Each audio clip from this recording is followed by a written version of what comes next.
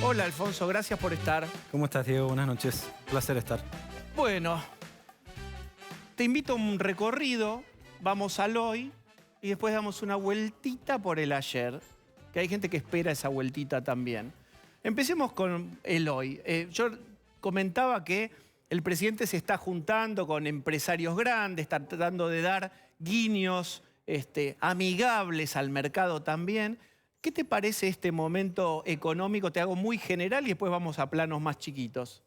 Bueno, me parece que el presidente se asustó por la estrepitosa caída de la economía, ¿no? Hoy vimos un número de producción de autos que es más alto que el mes anterior, pero que es 84% por debajo del año anterior. Y era difícil que no fuera más alto que el de abril, porque en abril se produjo cero, no se produjo un solo auto. Es el único país del mundo con infraestructura de producción automotriz donde no se produjo ni un auto, ¿no? Entonces yo creo que lo gestual del presidente en estos momentos manda ese mensaje. Va a Volkswagen, va a Toyota, se junta con los empresarios. Finalmente se preocupó por la economía y creo que está bien que se preocupe. ¿Cuál es por el la economía. mensaje? El mensaje es hay que volver a producir, ¿no? Y bueno, esto es un poco lo que hace tiempo venimos pidiendo algunos y me parece bárbaro que finalmente el gobierno y el presidente haya entendido que no era una única dimensión la que había que atender, la sanitaria, sino se puede atender la sanitaria sin descuidar tanto la economía, ¿no? La administración de la cuarentena, ¿qué te viene pareciendo? Vos sabés, en el marco del contexto político hubo declaraciones cruzadas, bueno, de todo tipo. ¿Cuál es tu posición con respecto a cómo se administró la cuarentena? Yo creo que la cuarentena, a ver, la crítica va más allá de Argentina, porque creo que ha habido un molde más o menos parecido, con algunas diferencias y excepciones, de frente al temor y a la ignorancia, porque no sabemos cómo se contagia, quién está contagiado. Directamente la idea ha sido encerremos a todos por las dudas, ¿no? ¿Acá o en todo el mundo? En todo el mundo, acá más que en otros lugares, pero en todo el mundo. Y ya son muchos los científicos, premios Nobel, infectólogos, que están como recapitulando, recalculando y dicen lo obvio, ¿no? Lo que uno de sentido común podía ver de antemano, que seguramente que hay una mejor manera de cuidarnos entre todos que la de encerrarnos, como si estuviéramos en la Edad Media, ¿no? ¿Vos crees que eso está pasando ahora? Yo pienso que lo que sucedió es que el gobierno finalmente lo entendió, que le resulta difícil explicitarlo y decirlo de manera con todas las letras, y entonces ha ido relajando de facto una situación de cuarentena ¿Qué es lo que no dijo que entonces hizo de facto? Y permite mayor circulación, permite, digamos, que, bueno, algunas cosas sí las dijo, como las industrias que vuelven a producir, pero me parece que falta una dimensión que empieza a ser bastante importante, que es más tu terreno que el mío, que es la psicológica, ¿no? El encierro de los adultos, pero también de los menores. Ahora está en el tapete de si en los próximos anuncios viene algo más por el lado de los más chicos. Yo creo que también es muy preocupante del lado de los adolescentes. Yo en casa tengo muchos hijos adolescentes. Muchos hijos adolescentes, ¿cuánto es? ¿14, 3? Bueno, son 7 en total, porque son 2 familias en una.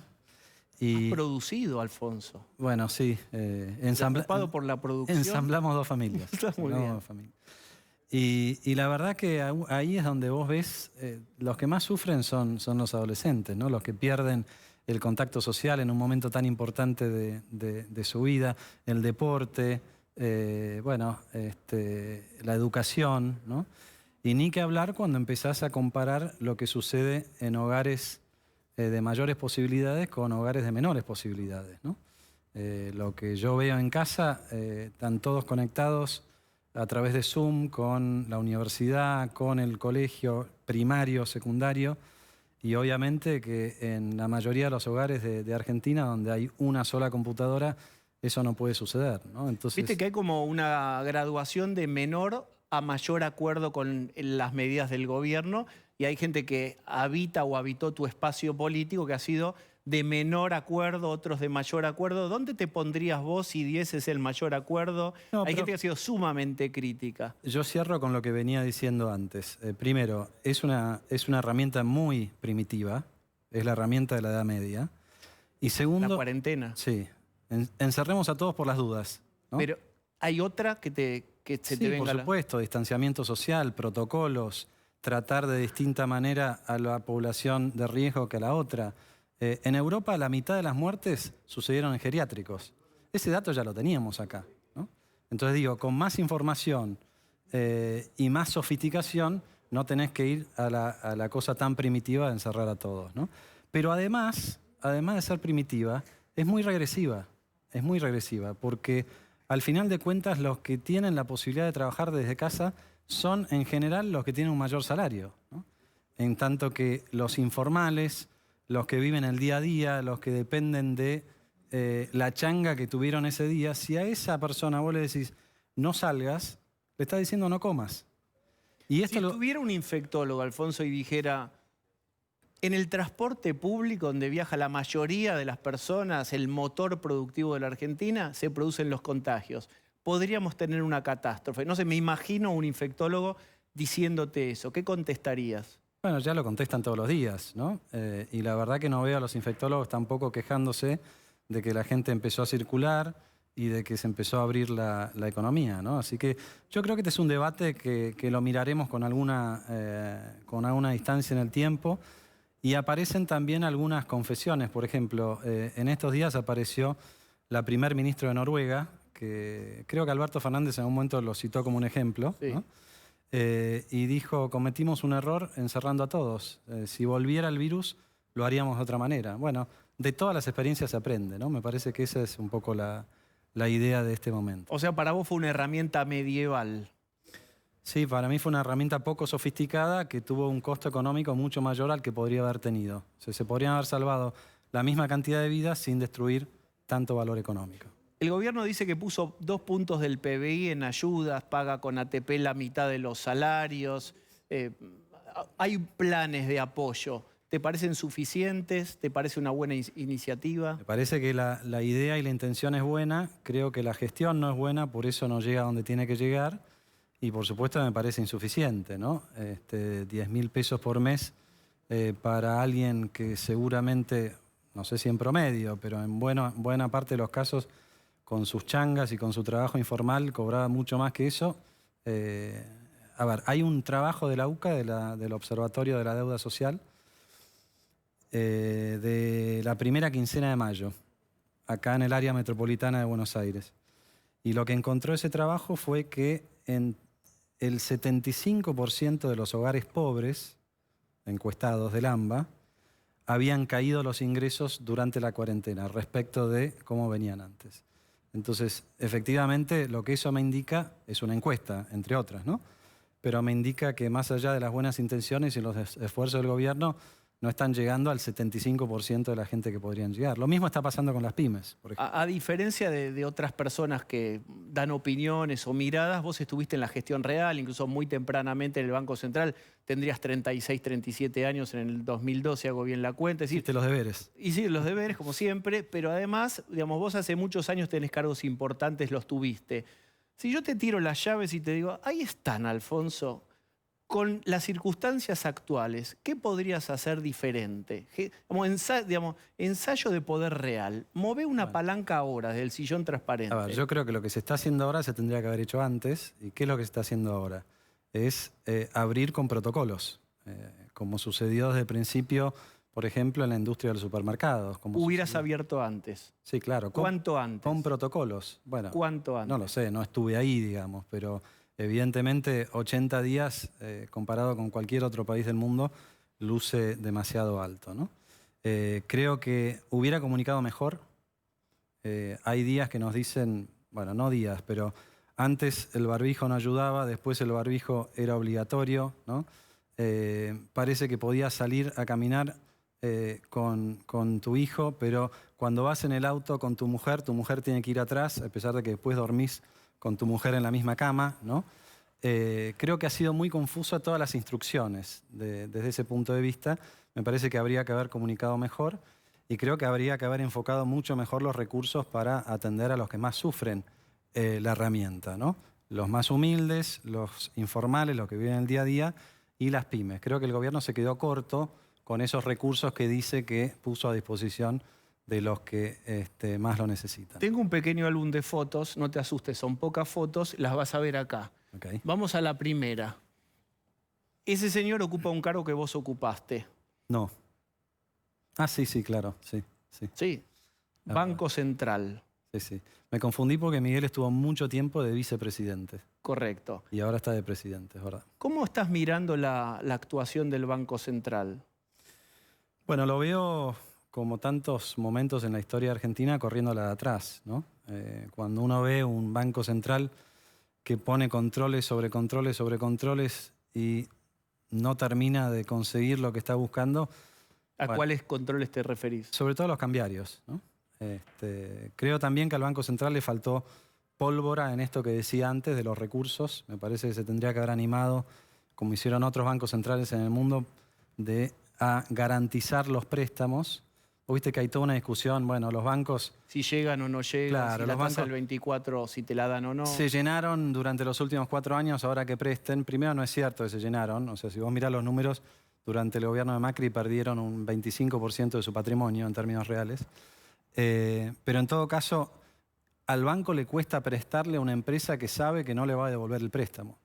Entonces, la mejor manera de convencerlo al banco no es fustigarlo en los medios o en lo que sea. La mejor manera es decirle, ok, yo me hago cargo y salgo de garante, que es lo que sucede en cualquier otro lugar, ¿no? Bueno, el banco se da vuelta y dice, pará, ¿y le creemos o nos van a empapelar? Bueno, pero por lo menos es una garantía estatal, ¿no? Después dependerá si cree o no cree. Ahora tiene que confiar... Digo, a favor de que presten, etcétera. Digo, estoy pensando en la lógica. Ahora tiene que confiar en alguien que por más que haga todo lo que haga, si no lo dejan laburar, no va a cobrar. ¿Algo más del Banco Central? Porque no, y lo otro, las regulaciones, digamos, ¿no? La de tratar de agarrar ese jabón del tipo de cambio cuando en realidad el problema de fondo es que no hay confianza y no hay credibilidad, ¿no? Y ¿Qué te parece la brecha que hay entre el oficial y los diferentes dólares? Bueno, es una brecha grande, ¿no? Objetivamente, no es que me parezca a mí, es que es una realidad, ¿no? ¿Cuál es el riesgo? El costo de una brecha grande ya lo vimos a lo largo de toda la historia, que si vos le pedís a la producción que venda los dólares al tipo de cambio oficial, que es el más bajo, y el resto de la economía o una parte importante de la economía funciona con un tipo de cambio más alto, bueno, entonces lo que va a empezar a suceder es lo que ya está sucediendo, ¿no? Que es los importadores adelantan sus importaciones, vale decir, piden acceso al mercado de cambio por las dudas. Tenemos los datos de abril, donde déjame explicar este número para que se entienda bien. En abril la cantidad de importaciones fue un 30% menor que en abril del año pasado. Ok. Ahora, las compras de dólares de importadores, cantidad de dólares, fueron un 40% mayor que un año atrás. Bien, otra foto, a ver, para March, otra foto del álbum para... Te dormí con los números. No, es importante, quiero que demos una panorámica. Ahí está Martín Guzmán, negociación de deuda, y tenemos preguntas de Liliana y de la mesa. Una mirada. No sé cómo es el juego, ¿qué tengo que decir? Veo la foto y me emociono. No, ¿qué digo? Sí, si querés tenemos Carilina y podés llorar realmente, o Pochoclo también. Tenemos 2 opciones. ¿Vienen o no? Vienen. Pedí un vaso de agua que no llegó hasta ahora, pero bueno. Si medís bien... Estoy como los bancos, no sé si creerte. Cuando midas bien, yo te traigo agua. Si medís muy bien, té. Ok. Dale, algo sobre la negociación de deuda. Bueno, parece que estamos cerca, o por lo menos eso es lo que surge de las distintas informaciones que hay. Seguramente Liliana tiene bastante mejor información que yo.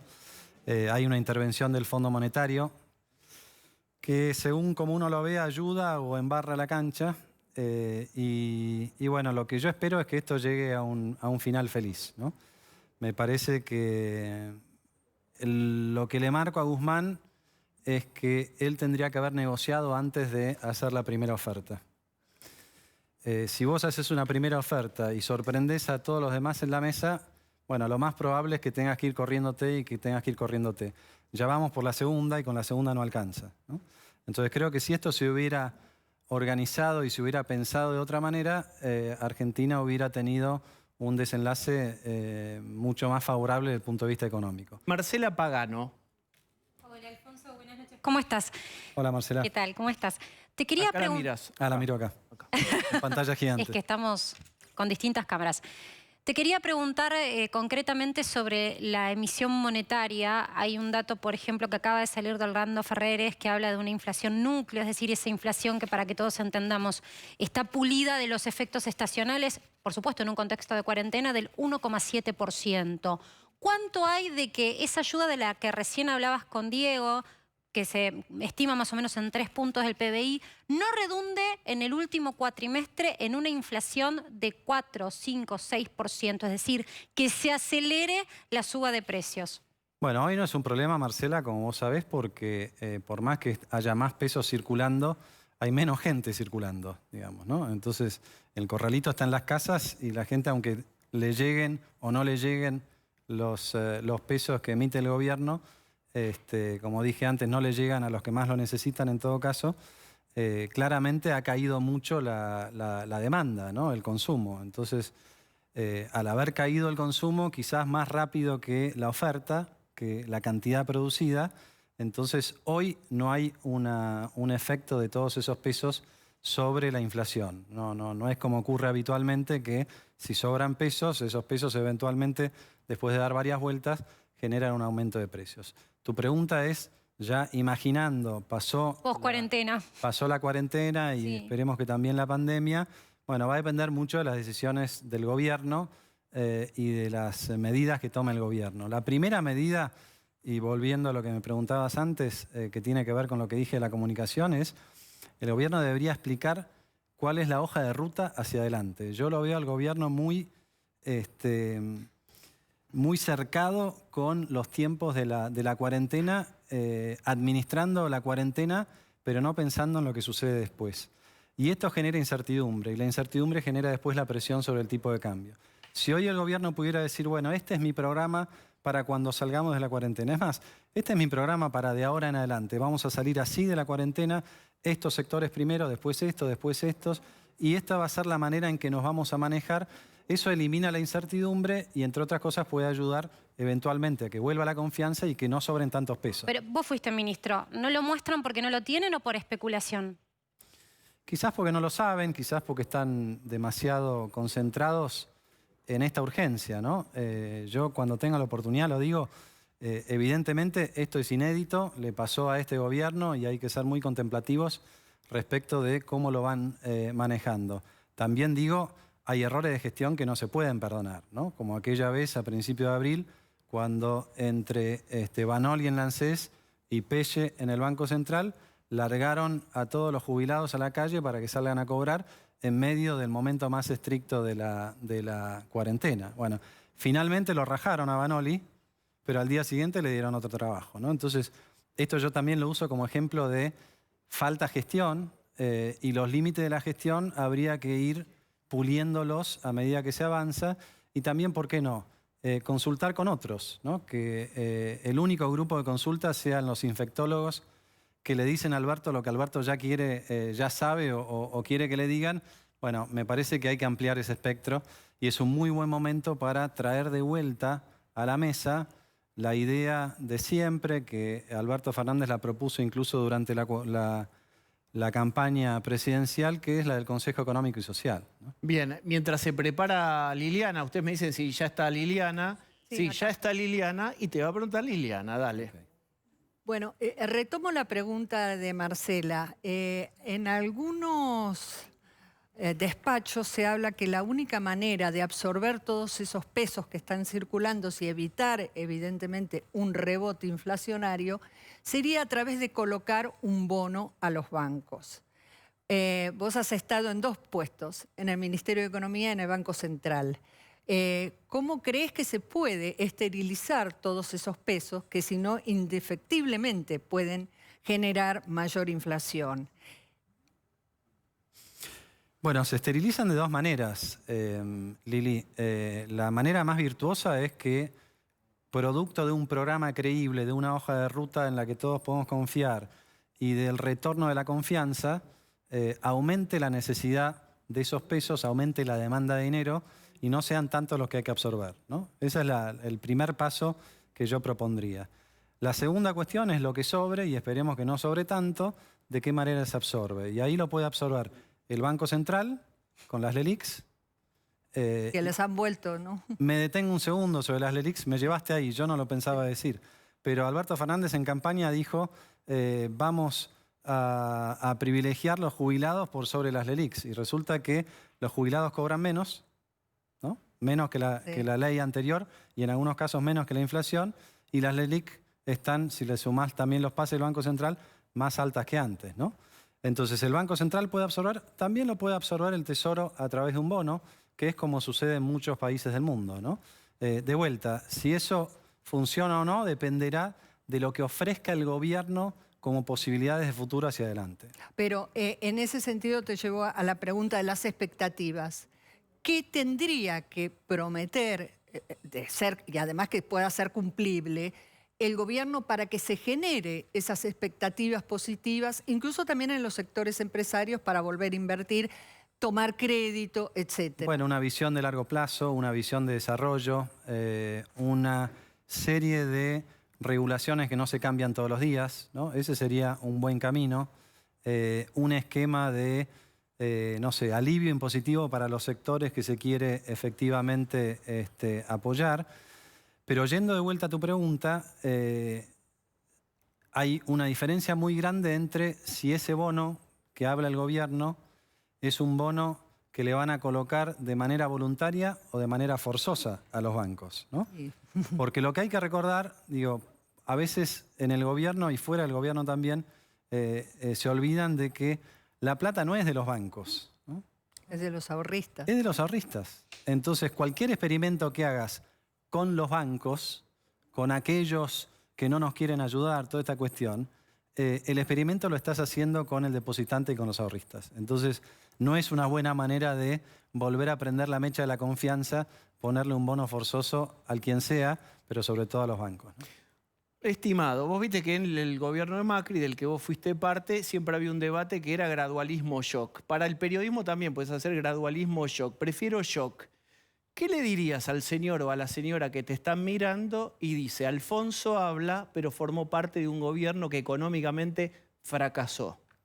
¿Qué le dirías a la persona que dice eso? Bueno, le diría, lo primero que le diría es que yo estuve el primer año de ese gobierno y fue el año en el que nosotros tuvimos que empezar a ordenar muchas de las cosas que venían absolutamente desordenadas después del gobierno anterior, ¿no? El default, el INDEC, las distintas cuestiones que fuimos ordenando en ese camino. Y bueno, la economía encontró finalmente el piso, se empezó a recuperar. Si nos retrotraemos al 2017, y invito a la persona a que vos haces referencia, que lo piense en esos términos, Macri ganó las elecciones y ganó una cantidad de bancas que nadie se hubiera imaginado, ¿no? Lo que vino después yo creo que era previsible, es una de las razones por las cuales yo me fui del gobierno, lo discutimos, se podía ver qué iba a suceder. ¿Podés sintetizar en una frasecita qué es lo que vos veías que iba a suceder? Lo sintetizo en un acronímico, Fondo Monetario Internacional, FMI. ¿Qué quiere decir? Quiere decir que la decisión de ir al Fondo Monetario, una pésima decisión, fue lo que trajo todas las consecuencias posteriores, ¿no? Digamos, la crisis, la recesión que se profundizó, la inflación que en vez de bajar subió, ¿no? Alfonso, vos, Macri asume el 10 de diciembre de 2015. El 16 de diciembre a las 6 de la tarde, 02, anunciás el levantamiento del cepo, casi como la caída del muro de Berlín. Somos libres. ¿Está bien haberlo levantado mirando para atrás y con el diario que siempre es el mejor para leer, que es el diario El Lunes, 6 días después, o tuvo consecuencias? No, absolutamente. No había forma de hacerlo de a poco. Entre otras cosas porque, a ver, esto requiere una explicación técnica y sí, no sé a quién le estoy hablando ahora. ¿A la persona que me dijiste antes o si te estoy hablando a vos? A los que podamos entender lo máximo en el mínimo de tiempo en la lógica televisiva. Sí, te veo apurado, por eso me preocupo. La vida misma. En ese momento no había reservas. Las reservas que dejó el gobierno anterior, netas de los pasivos, eran 2.000, 3.000 millones de dólares. Y además teníamos un déficit de cuenta corriente. ¿Qué quiere decir eso? Que importábamos más de lo que exportábamos, ¿no? Entonces, la única manera de financiar eso, porque además estábamos fuera del mercado de crédito, era con reservas. Entonces, si te quedabas sin reservas, te quedabas sin dólares, el dólar se iba al demonio. Lo que hicimos nosotros fue liberar el mercado, y al liberar el mercado, acordate que el paralelo valía 16 y cuando lo abrimos bajó, el único mercado bajó a 13. Pero también hubo una devaluación de casi 20%. Vos en ese momento decías que no iba a haber traslado a precios, y hubo. Hubo traslado a precios, pero no en la medida que muchos se imaginaban, ¿no? La inflación del... No sé por qué estamos haciendo toda esta historia. No, porque para mí es importante esto. Okay. ¿Te enoja esto? No, en absoluto, en absoluto. Me da la oportunidad de explicar. No, ¿sabes por qué es importante? Sí. Porque vos sos una persona importante, un economista muy reconocido hace muchos años.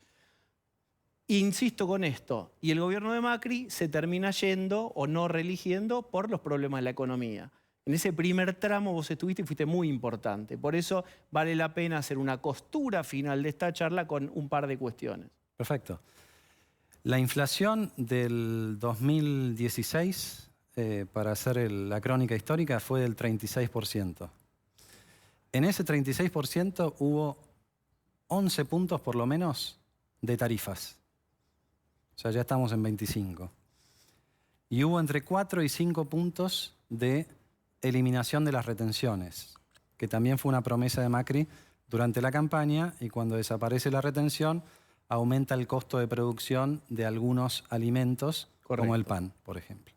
Entonces, de esos 36 puntos, 15 son decisiones de política económica que estaban en la campaña y que nada tienen que ver con el tipo de cambio. Y no eran tuyas, digamos, no compartías vos.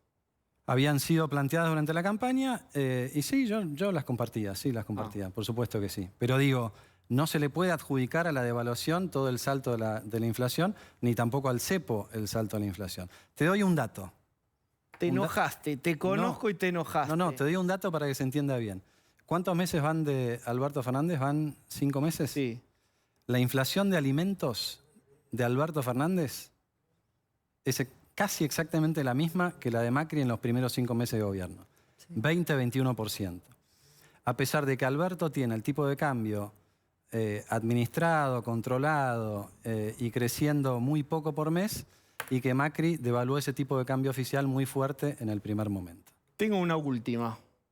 Mirá. Hemos bautizado esto como Digo de mí, ¿no? Como una foto en donde vos te ves. ¿Ahí qué año será esa foto? Esa foto es del año 99. Bien, pasaron muchos años. 99, sí. Estamos 21 años, 21, 22 años. En un juego imaginario, ese muchacho que 98 está ahí, quizás sea incluso. Bueno, 22 años, 23 años, todavía no vivió lo que vos ya viviste. En una escena imaginaria, dale un consejo a ese señor. Decile de qué se tiene que cuidar. Porque vos ya lo transitaste y él no. De los periodistas.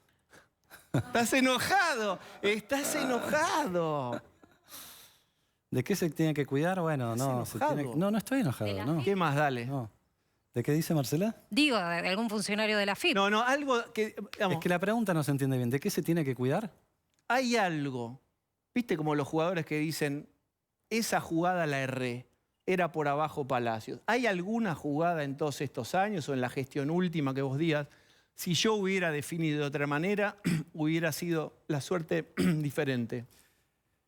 En la última gestión del gobierno de Macri, sí, yo creo que tendría que haber tratado de imponer más mi visión. Sí, de eso me arrepiento. Me arrepiento de no haber peleado más la discusión interna. Rápido los brazos. ¿Viste lo que dijo Lili? Sí. ¿No? Dijo que bajaste rápido los brazos. Te lo reprocho. ¿Es ¿Puede así? ser? Sí, puede ser. Pero había tolerancia para poder discrepar. ¿Con Marcos Peña era esto? En orden a la armonía del gobierno, que en ese momento me parecía más importante. Sí. Pero si ahora lo miro con esa perspectiva, sí. Creo que había batallas que habría que haber dado más fuertes. Sí. Bien. Gracias. A vos. Podemos